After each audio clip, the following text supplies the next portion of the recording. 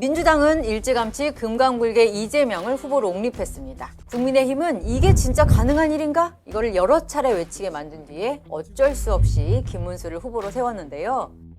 이 두 후보를 아무리 찬찬히 뜯어봐도 도저히 난 이 둘 중에 한 명은 못 찍겠다 하는 유권자들이 있으시죠. 비록 사표가 될지언정 나는 이 양당 체제를 흔드는 밑거름, 대안을 바라는 목소리 그 자체가 되겠다 하면서 눈을 돌리시는 분들 있을 것 같습니다. 진보 진영에서는 노동자 서민을 위한 정치를 하겠다 선명하게 외친 민주노동당 번영곡을 찍겠다.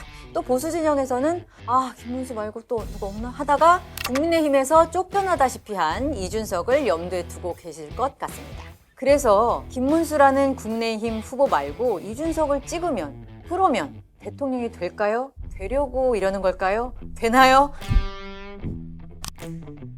순식간에 지나가는 뉴스 속 진짜 중요한 이야기만 짚어드릴게요. 뉴스 지나갑니다. 윤진아입니다. 현실을 한번 볼게요. 여론조사를 보면 될 것 같은데요. 1강, 1중, 1약. 보통 이렇게 요약합니다.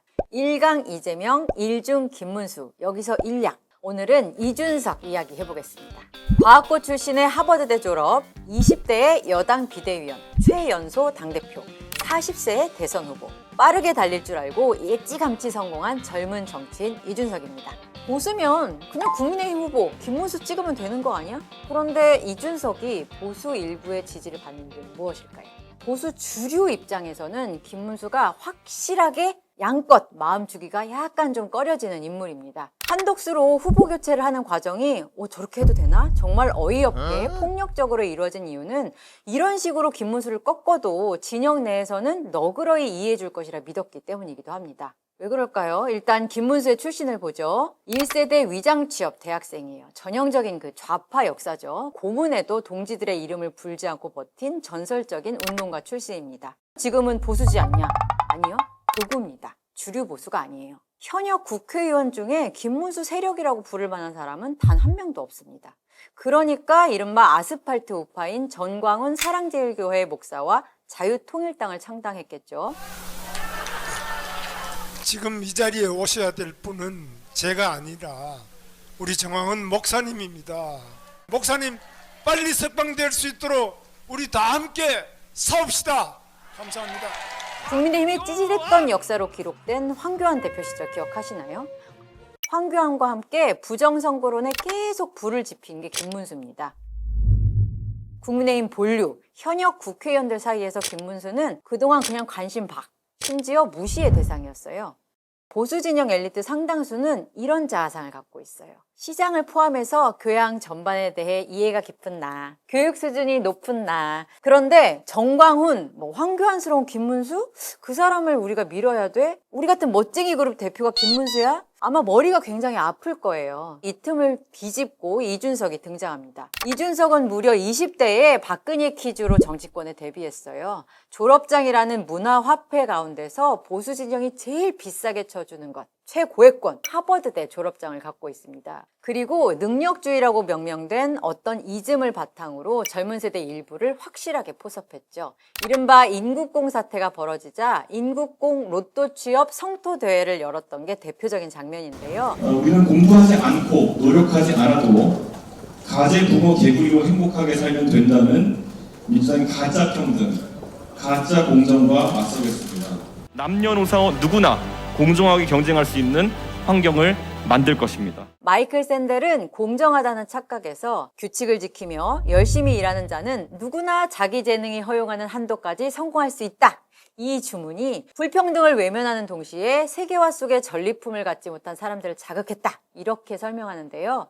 한국에서는 이준석이 불평등을 세습받고 올라갈 사다리를 찾지 못해서 아우성인 청년 세대에게 저기 봐, 규칙, 시험 제대로 보지도 않은 사람들이 정규직 전화를 어떻게 해? 안 돼? 라는 논리로 변주해서 청년 세대에게 다가갔던 거죠. 그런데 이런 접근, 비단 청년 세대에게만 설득력이 있는 게 아닙니다. 입시 열기, 입신 출세, 요즘에 국한된 예가 아닌 것 느껴지시죠? 시험이라는 공식적으로 허용된 통로를 이용해서 지위 경쟁을 하는 것은 한국 사회에서 세대를 가리지 않고 설득력이 있는 서사입니다.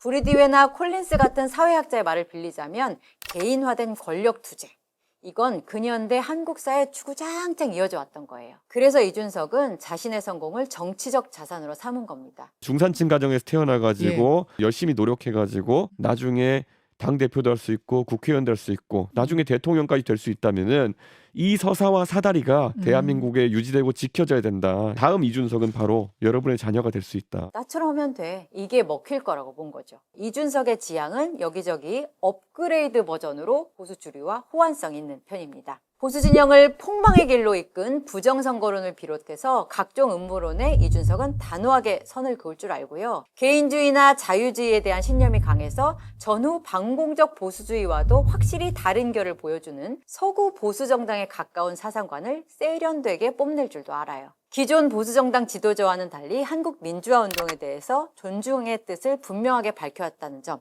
이거는 특별히 강점이 될 수 있을 것 같습니다. 무엇보다 이준석은 국민의힘이 이러지도 저러지도 못하는 아스팔트 우파와의 관계 설정 딜레마에서 자유롭습니다. 세련된 자아상을 가진 보수 입장에서는 아니 저런 전광훈 같은 길거리 건달 인정할 수 없다, 쌈마이 아니냐, 뭐 이런 보수 진영이 전체가 저런데 먹힌다, 이런 식의 공포가 있거든요. 우리가 바로 앞에서도 비슷한 경험을 했잖아요. 그냥 우리가 정치박 인기를 업둥이로 들였는데 통제 불가로 우리가 잡아먹혔다. 그래서 계엄이라는 사태까지 이르렀지 않느냐. 선포합니다.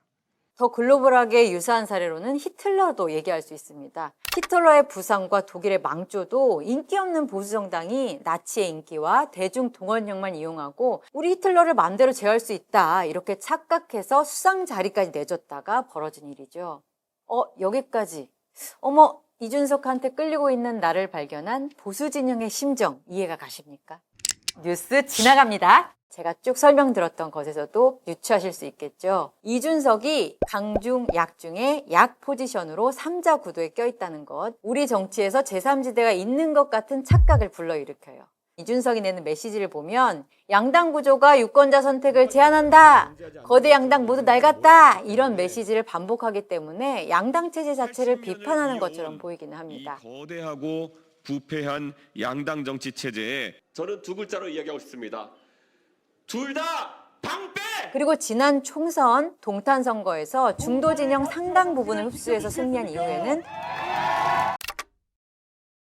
우리 보수 본류라는 메시지 대신 중도 스탠스를 강조하는 캠프 내 분위기도 확실히 읽혀요. 하지만 이런 메시지들은 자신이 기존 정치의 바깥에 있다는 이미지를 강조하고 중도층, 정치 혐오층, 청년 세대를 겨냥한 브랜딩에 가깝습니다. 사실 이준석은 민주당과 국민의힘이라는 양당 제재를 근본적으로 뒤엎을 가능성을 품은 후보, 국민의힘을 떠난 후보라기보다는 국민의힘을 바꾸려는 사람, 보수 진영 안에서 지배권을 탈환하려는 전략가에 가깝습니다. 일강, 일중, 일약. 일약이라고 하기는 하는데 일약이 사실은 일중이랑 성격이 비슷해요. 당장 본인의 입으로 이번 대선 구도를 이재명 대 이준석으로 짜야 한다는 얘기를 하는 건 자신의 본진이 보수에 있다는 뜻이기도 합니다. 이준석의 목표는 그럼 뭐다? 보수 진영의 지배권 탈환. 이거는 굳이 이번에 대통령이 안 돼도 가능합니다. 심지어 이준석은 젊습니다. 다음 기회도 있고요. 한 국민의힘 원로가 그러더라고요. 김문수는 나 보는 앞에서 정광훈이랑 막 삿대질하고 싸워. 정광훈을 끼고 오는 것보다 김문수 본인이 뭘 할지 몰라서 나는 그게 더 무서워. 이렇게 얘기도 하더라고요. 김문수를 바라보는 보수 진영의 불안한 눈빛을 보여주는 반응이죠. 그래서 다시 또 이준석의 눈을 돌리게 되는 건데요. 이준석이 남은 기간 김문수의 대체제로 인식될지 시시각각 추이를 보수 진영에서는 지켜볼 것입니다. 김문수의 득표율이 아스팔트 우파 포함 강성 지지층인 35% 아래에 머무른다면 그냥 본전칭이 한 거죠.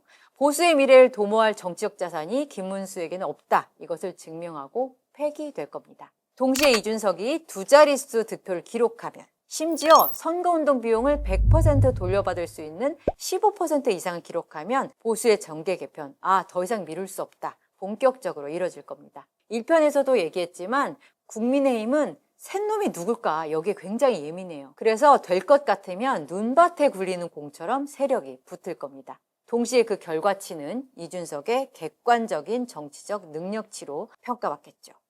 뉴스 지나갑니다. 그럼에도 이준석에게는 아직 부족한 게 있습니다. 바로 정치적으로 올바르고자 하는 어떤 노력, 자세입니다. 능력주의라는 외피를 두른 약자와 싸우는 정치, 애초부터 기존 사회 시스템 내에서 공정하게 싸우는 게 아예 불가능했던 약자들에 대한 비판은 혼란한 시기에 너무 억울한 사람들이 많은 시기에 땔감이 될 수는 있을 것 같아요. 그걸 전략으로 삼을 수는 있을 것 같아요. 하지만 긴 시간을 버틸 수 있는 동력은 될 수 있을까요?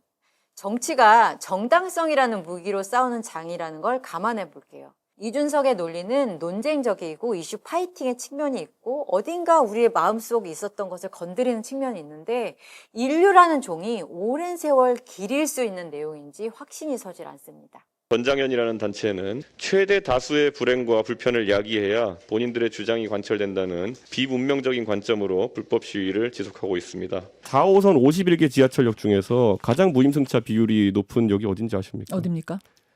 경마장역입니다. 어. 네, 그러니까 저는 이게 어떻게 젊은 세대에 받아들여질지 한번 살펴봐야 된다고 생각합니다. 이준석 대표께서는 여성을 혐오하십니까? 전혀 아니죠. 아니 어떻게 여성에 대해 가지고 이야기할 수 있어? 아니 어떻게 장애인에 대해 가지고 이야기할 수 있어? 이렇게 네. 하는 거거든요. 이게 일종의 성역화되는 거죠. 정치적 올바름, PC함이 말하고 행동할 자유를 제한한다. 기회의 평등을 넘어서 결과의 평등을 강제한다. 뭐 이런 류의 입장은 사실 트럼프를 비롯해서 글로벌하게 유행하고 있긴 합니다. 그런데 그게 맞아요? 사회적 약자를 포용하자는 주장이 그렇게 공격받아야 하는 일일까요? 정치적 올바름을 추구하는 것 자체를 비난하는 것, 이런 사회를 우리가 지향해야 할 사회라고 볼 수가 있을까요? 적어도 지도자급 정치인은 최후의 약자까지 보듬어야 한다고 설득해야 되는 사람이 아닐까요? 최근 조사를 보면 이준석이 비호감도 1등입니다. 이에 대해 이준석은 그거 다 제3지대 견제하는 거야, 이렇게 얘기하긴 해요. 그럴지도 모르죠. 그런데 이른바 공정한 경쟁 주장으로 지지받는 듯한 20대에서도 호감도보다 비호감도가 높습니다. 어쩌면 사람들은 어떤 사람이 지도자여야 하는지 직관적으로 본능적으로 느끼고 있을지도 모르겠습니다. 우리 중 누군가는 언제든 그가 공격하는 약자 포지션이 될 수 있으니까요. 바로 나일 수 있는 거죠. 이준석은 보수 최고의 학력 자본과 그걸 가능하게 했던 계층적 자본, 그리고 박근혜 퀴즈로 정치 입문서부터 금수저를 물고 난 사람입니다. 여기에 사람들이 얼마나 설득될지도 의문입니다. 뉴스 지나갑니다. 보수 진영을 대표하는 현 보수정당 국민의힘. 벌어지는 상황을 보면 뭐 아수라장이고 대환장 파티고, 그런데 이걸 주도하는 범인이 도대체 누구야? 친윤? 뭐 권성동? 권영세? 정확히 누구야? 잘 모르겠어요. 오죽하면 머리 없는 괴물이라는 얘기가 나오고 있습니다. 화려한 졸업장과 멋있는 합격증으로 가득한 정당이에요. 다들 똑똑하다고 인정받은 사람들이에요. 그런데 그 집단에서 지금 일어나고 있는 일을 보면 이런 말이 떠오릅니다. 개인으로서 인간은 천재다. 그런데 군중 속의 사람들은 어디에나 그냥 자극받는 머리 없는 괴물, 거대하고 야만적인 천치가 된다. 이게 연극배우 찰리 채플린의 말인데요. 머리가 뭐일까요? 김문수? 이준석? 아니면 또 다른 누군가? 보수 진영을 이끌 차기의 머리는 누가 될까요?